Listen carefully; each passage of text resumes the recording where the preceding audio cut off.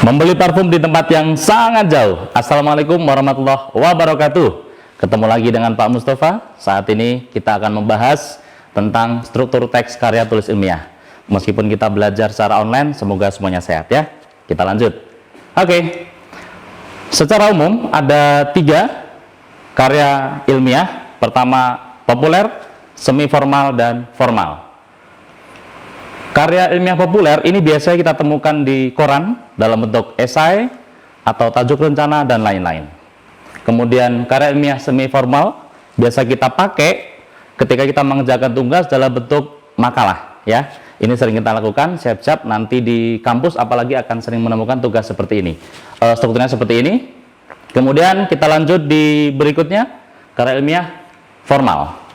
Karya ilmiah formal ini yang nanti akan kita bahas secara detail, secara terperinci dari A sampai Z ya. Nah, ini biasa kita lakukan, biasa kita pakai di skripsi, tesis maupun disertasi.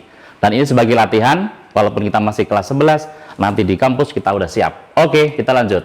Nah, inilah unsur-unsurnya, kita akan bahas detail satu persatu nanti. Judul, pembimbing, kata pengantar, abstrak, ini nanti bagian di awal. Kemudian daftar isi, bab 1 pendahuluan, kita udah pernah bahas, nanti kita akan bahas detail lagi. Landasan teori, metode penelitian, pembahasan penutup, daftar pustaka, lampiran, dan riwayat hidup penulis.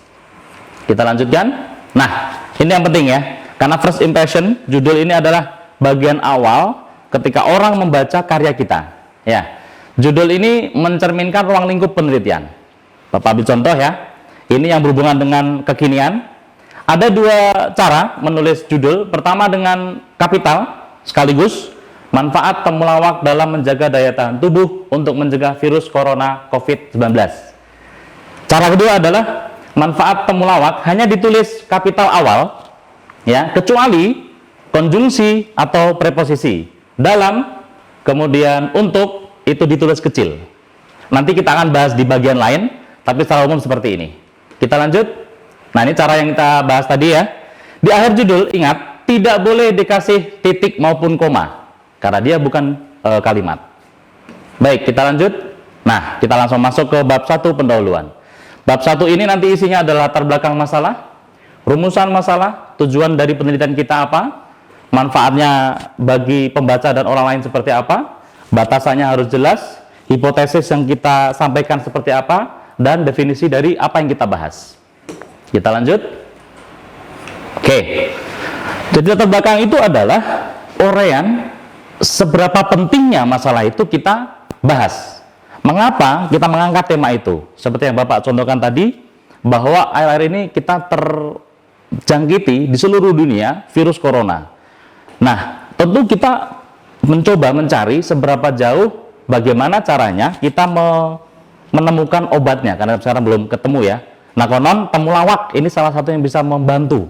Apakah benar? Nah, ini penting diungkapkan di sini ya. Kemudian yang berikutnya adalah masalah atau rumusan ini dikerucutkan menjadi beberapa hal.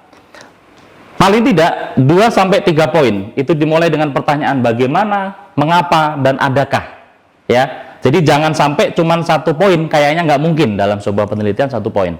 5 poin juga nggak mungkin. Ya, kita lanjut. Nah, tujuan penelitian ini sesuai dengan rumusan masalah tadi. Jika rumusan masalah 3 poin, maka tujuannya harus 3 poin juga. Ya, ingat baik-baik. Kita lanjut. Nah, manfaat penelitian ini juga harus dipertegas untuk diri kita, untuk masyarakat, untuk negara, dan lain-lain. Oke. Batasan juga harus dipersempit. Tidak boleh keluar dari materi yang kita bahas. Nanti tidak mengerucut, tidak fokus ya. Kemudian kita lanjutkan. Nah, ini juga penting. Bagaimana hipotesis tentang penelitian kita? Hipotesis saya adalah bahwa temulawak jangan-jangan bisa menyembuhkan virus corona. Apakah terbukti? Nanti diteliti lebih lanjut. Kita lanjut.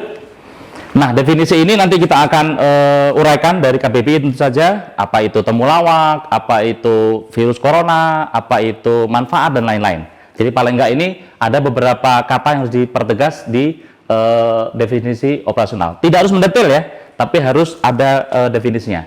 Nah, detailnya akan dibahas di bab 2, landasan teori.